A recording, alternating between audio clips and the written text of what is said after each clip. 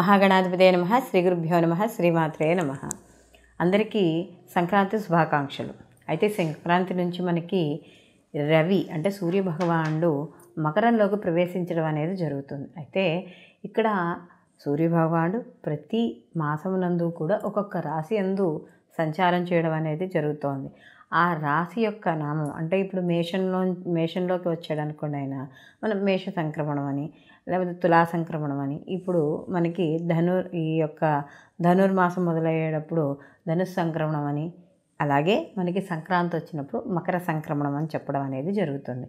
అయితే ఈ మకర సంక్రమణం ఎప్పుడైతే మకర రాశిలోకి సూర్యభగవానుడు ప్రవేశించడం జరుగుతుందో అప్పటి నుంచి మనకి ఈ యొక్క ఉత్తరాయణ పుణ్యకాలం అనేది మొదలవబోతోంది.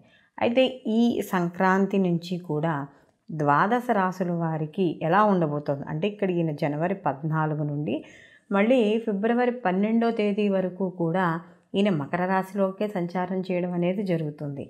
ఇలా సంచారం చేస్తున్నప్పుడు ద్వాదశ రాశుల వారికి కొంతమందికి అనుకూలంగాను, కొంతమందికి కొద్దిగా వ్యతిరేకంగాను, అంటే పనుల ఆలస్యమనో ఏవో ఒకటి కొద్దిగా, అంటే వాళ్ళ యొక్క రాశి నుండి ఆ సూర్యభగవానుడు ఉన్న రాశినికి ఎన్నో స్థానం అవుతుందో చూసుకుని, శుభస్థానం అయితే శుభ ఫలితాలు, ఆ ఉండే స్థానం కొంచెం వాళ్ళకి వ్యతిరేకంగాను, అశుభ స్థానం అయితే వ్యతిరేక ఫలితాలు ఉండడం అనేది జరుగుతుంది. అయితే ఈ సూర్యభగవానుడు అనేది ప్రత్యక్ష భగవానుడు కాబట్టి ఈయన ఆరాధన చేయడం ద్వారా కూడా, అసలు ఈయనకి ఎటువంటి ఆరాధన చేయడం ద్వారా ఈ ద్వాదశ రాశుల వారు శుభ ఫలితాలు పొందవచ్చు అనే విషయాన్ని మనం ఇప్పుడు తెలుసుకుందాం. కన్యారాశి వారికి ఈ రవి మకరంలో ప్రవేశించినప్పుడు వీళ్ళకి పంచమ స్థానంలోకి ప్రవేశించడం అనేది జరుగుతుంది. పంచమ స్థానం అనేటప్పుడు సహజంగా తెలివితేటలు, అనుష్ఠాన స్థానము, అలాగే మనం సంతాన స్థానము, కొంత చదువు అంటే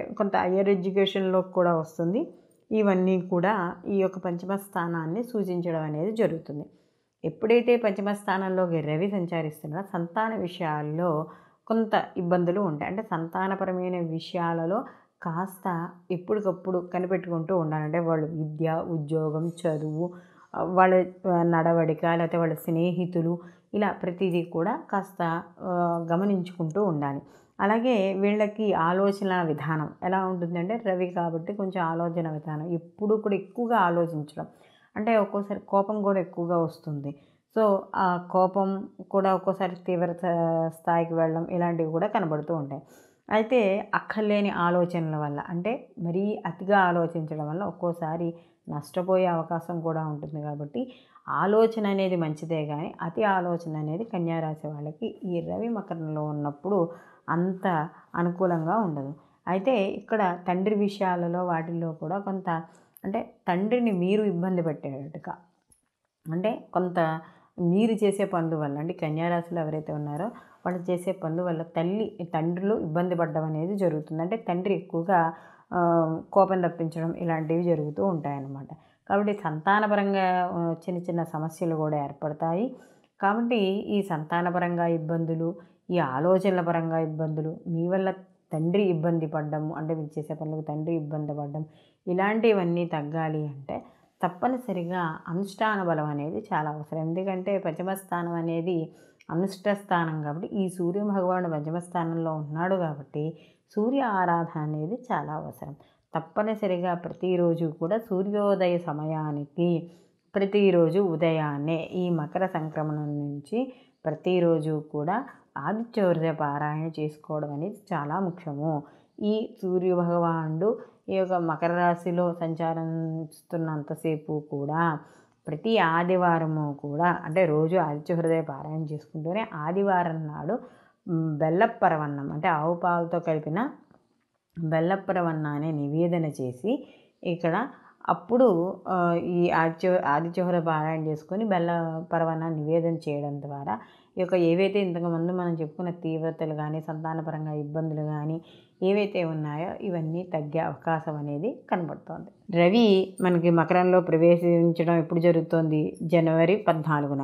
ఈయన ఫిబ్రవరి 12 వరకు కూడా మకర రాశిలో సంచారం చేస్తున్నాడు. అంటే ఈ సంచారం చేస్తున్నంతసేపు కూడా ద్వాదశ రాశుల వారికి ఎలా ఉంటుంది అని కూడా మనం తెలుసుకున్నాం. అయితే ఇక్కడ ప్రత్యక్ష భగవానుడు మనకి చెప్పింది మనం అనుకున్న సూర్య భగవానుడి, కాబట్టి ఈయన ప్రతీ నెల మారుతున్నా కూడా ఆయా రాశుల వాళ్ళకి, ద్వాదశ రాశుల వాళ్ళకి శుభాశుభ ఫలితాలు మిక్స్ అయి ఉంటాయి కాబట్టి మనం చెప్పుకోవడం అనేది జరుగుతోంది. అయితే వీటితో పాటుగా మీకు ఏదైతే మీకు జన్మ జాతకం ఉందో మీరు పుట్టిన సమయానికి ఆ జన్మ జాతకాన్ని కూడా పరిశీలన చేసుకున్నప్పుడు మనకి పూర్తి ఫలితాలు లభిస్తాయి. అలాగే ఈ యొక్క తెలుసుకునేవి దేనికయ్యా అంటే ఈ గోచార ఫలితాలు ఒక అవగాహన. ఏదైనా ఒక మనిషి సహజంగా ఒక పని చేస్తున్నప్పుడు ఎలా అనిపిస్తుంది మనకి, ఏదైనా ఒక మంచి పని చేస్తున్నప్పుడు అబ్బాయి ఇప్పుడు నాకు ఈ సమయం బాగుందో లేదో, నేను ఈ పని మొదలెడితే నాకు లాభమా నష్టమా, లేకపోతే నేను ఈ యొక్క ఎప్పటి నుంచో చేయాలనుకుంటున్నాను ఈ పని, దీనివల్ల ఎంతవరకు నాకు కలిసి వస్తుంది, ఈ సమయం ఎంతవరకు అనుకూలం నాకు, ఇలాంటివన్నీ కూడా మనకి జాతకం ద్వారా తెలుసుకోవచ్చు. అంటే ఇటు గోచారము చూసుకుంటూ అటు జాతకం ద్వారా కూడా చూసుకోవచ్చు. అప్పుడు అలా చూసుకోవడం వల్ల ఏమవుతుంది, మంచి సమయం ఉంటే పర్వాలేదు, లేదా ఏది అనుకూలం అంటే అది వివాహానికి కావచ్చు, లేకపోతే ఇల్లు కొనుక్కోవడానికి కావచ్చు, ఏదైనా ఒక వ్యాపారం మొదలుపెట్టడానికి కావచ్చు, కొత్తగా ఏదైనా ఒక సాధించాలి జీవితంలో అని అనుకున్నప్పుడు ఆ సాధించాలనుకునే దానికి క్రమంలో ఎటువంటి ఆటంకాలు, అడ్డంకులు, ఇబ్బందులు లేకుండా ఈ మన జాతకం అనేది అంటే మనం పుట్టిన సమయానికి ఏదైతే జన్మ జాతకం ఉందో ఆ జన్మ జాతకంతో పాటు ఈ యొక్క గోచారం కూడా మనకు ఉండే గ్రహాలు కూడా మనకి రెండింటిని మనం క్లబ్ చేసుకోవడం వల్ల మనకి కరెక్ట్ ఫలితాలు రావడం అనేది జరుగుతుంది. కాబట్టి ఈ రవి మనకి మకరంలో ప్రవేశించడం ఎప్పుడు జరుగుతుంది, జనవరి 14న. ఈయన ఫిబ్రవరి 12 వరకు కూడా మకర రాశిలో సంచారం చేస్తున్నాడు. అంటే ఈ సంచారం చేస్తున్నంతసేపు కూడా ద్వాదశ రాశుల వారికి ఎలా ఉంటుంది అని కూడా మనం తెలుసుకున్నాం. అయితే ఇక్కడ ప్రత్యక్ష భగవానుడు మనకి చెప్పింది మనం అనుకున్న సూర్య భగవానుడి. కాబట్టి ఈయన ప్రతీ నెల మారుతున్నా కూడా ఆయా రాశుల వాళ్ళకి, ద్వాదశ రాశుల వాళ్ళకి శుభాశుభ ఫలితాలు మిక్స్ అయి ఉంటాయి కాబట్టి మనం చెప్పుకోవడం అనేది జరుగుతోంది. అయితే వీటితో పాటుగా మీకు ఏదైతే మీకు జన్మ జాతకం ఉందో మీరు పుట్టిన సమయానికి ఆ జన్మ జాతకాన్ని కూడా పరిశీలన చేసుకున్నప్పుడు మనకి పూర్తి ఫలితాలు లభిస్తాయి. అలాగే ఈ యొక్క తెలుసుకునేవి దేనికయ్యా అంటే ఈ గోచార ఫలితాలు ఒక అవగాహన. ఏదైనా ఒక మనిషి సహజంగా ఒక పని చేస్తున్నప్పుడు ఎలా అనిపిస్తుంది మనకి, ఏదైనా ఒక మంచి పని చేస్తున్నప్పుడు అబ్బాయి ఇప్పుడు నాకు ఈ సమయం బాగుందో లేదో, నేను ఈ పని మొదలెడితే నాకు లాభమా నష్టమా, లేకపోతే నేను ఈ యొక్క ఎప్పటి నుంచో చేయాలనుకుంటున్నాను ఈ పని, దీనివల్ల ఎంతవరకు నాకు కలిసి వస్తుంది, ఈ సమయం ఎంతవరకు అనుకూలం నాకు, ఇలాంటివన్నీ కూడా మనకి జాతకం ద్వారా తెలుసుకోవచ్చు. అంటే ఇటు గోచారము చూసుకుంటూ అటు జాతకం ద్వారా కూడా చూసుకోవచ్చు.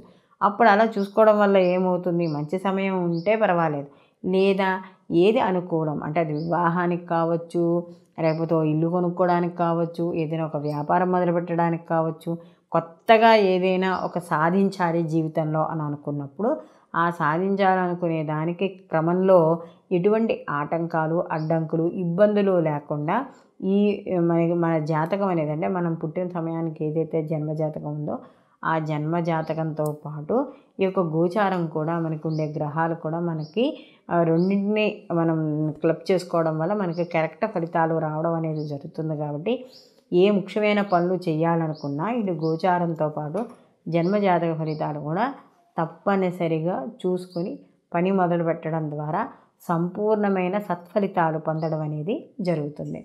సర్వే జన సుఖినో భవంతు, లోకా సంస్థ సుఖినో భవంతు.